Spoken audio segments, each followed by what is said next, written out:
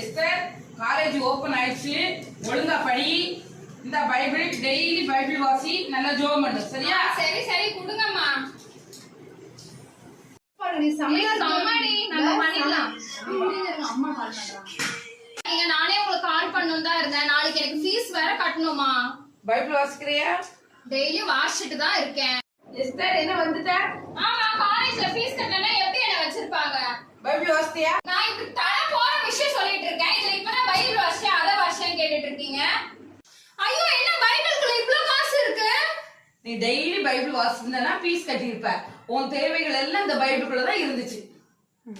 வேதத்தில் உள்ள அதிசயங்களை நான் பார்க்கும்படி என் கண்களை திறந்தரலும் என்று சொல்லி சங்கீதம் 119:18 வாசிக்கிறோம். வேதத்தை திறந்தோம் என்று சொன்னால் ஒவ்வொரு நாளும் நம்ம கண்களுக்கு முன்பாக அதிசயங்கள் அநேகம் காத்திருக்கிறது.